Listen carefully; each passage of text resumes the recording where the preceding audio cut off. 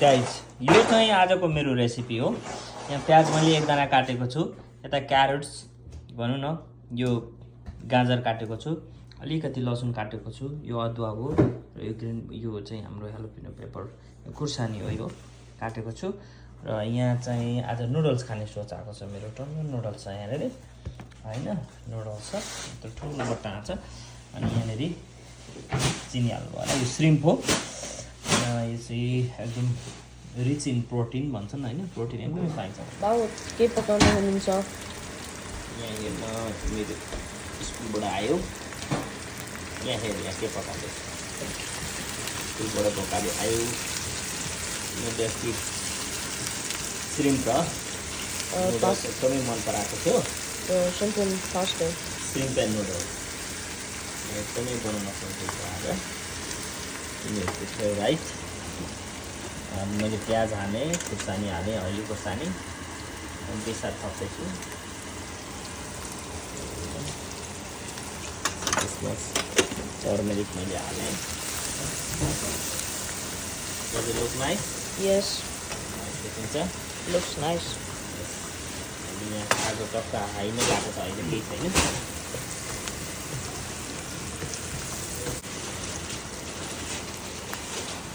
Brussels sprout अनि carrot हाल्नु भएको।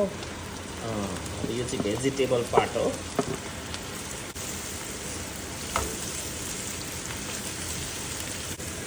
It looks nice.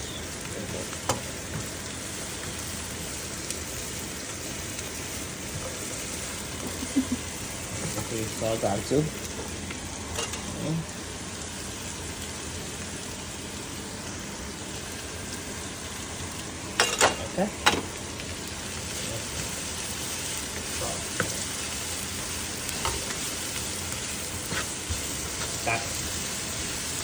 हाल्नु भएछ। अब श्रिम्प थपेँ मैले, अलि धेरै ल्याएको। खासमा अब यो श्रिम्प र यति नै खाँदा पनि हुने गरी छ होइन। भरे म एउटा एकदमै टिपिकल मसला थप्छु। यो श्रिम्प हाल्यो, अब श्रिम्प र यो भेजीको यत्तिकै खाँदा पनि एकदमै हेल्दी हुन्छ यो। अब बाहिरको म्याकडोनाल्ड मनपर्छ कि यस्तो मनपर्छ? यस्तो। अदुवा हाल्नु भएको। अब अदुवा सर र यतिको पाकेपछि अदुवा सुरुमै हाल्नुभन्दा त्यतिखेर हालेको जिन्जरको टेस्ट, अदुवाको टेस्ट राम्रो हुन्छ। एकछिन म गार्लिक हाल्छु यसमा, अझै धेर पाकेपछि पेस्ट हाल्छु, गार्लिक पेस्ट भनेको लसुनको पेस्ट हाल्छु। बाह्र मसला एक लसुन भन्छन् क्या, 12वटा मसला बराबर एउटा लसुन अरे। तर जान्नु पर्यो कति समयमा हाल्ने त्यो कुरा भनेर। मैले लसुन र जिराको पेस्ट, गार्लिक र क्युमिन पेस्ट त्यो बाफ्नु साह्रै मिठो हुन्छ। बाँकी सबै बेला हालेछ हो यसरी। यो अहिलेको पानी थियो नि, पहिला पानी जाने गरी अब भुट्नुपर्छ। भुट्यो, श्रिम्पहरू पनि पुरा खाना हुने गरेको भयो होइन त।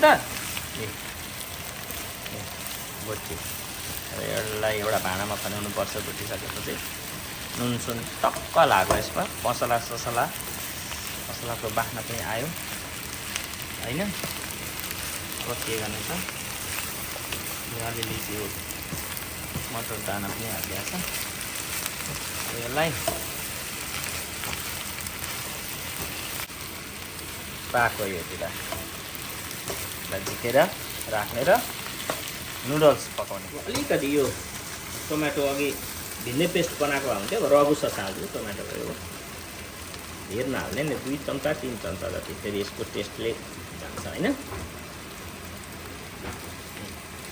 यति रगु सस हालेपछि यसले रगु ससको हल्का यो पकाउने। अब पुरा कलर निक्लियो, टेस्ट पनि भयो। यो एकदमै हेल्दी सस हो।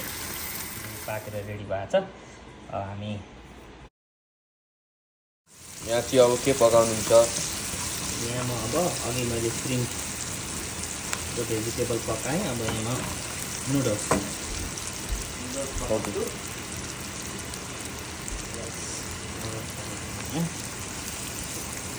मसला कम हाल्नु छ, त्यही भएर छिटो चाहिँ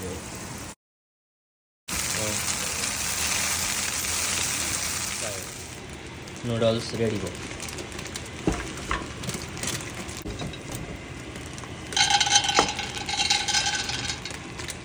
अब यो अघि पकाएको यो नुडल्समा ल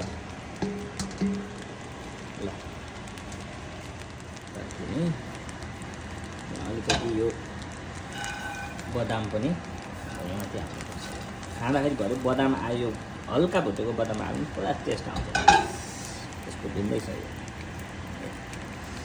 नुडल्स चाहिँ। अब यसलाई घोलिदिनुपर्छ। नुडलमा पनि हामीले छुट्टै नुन टक्क मिले लगाएका छौँ। यो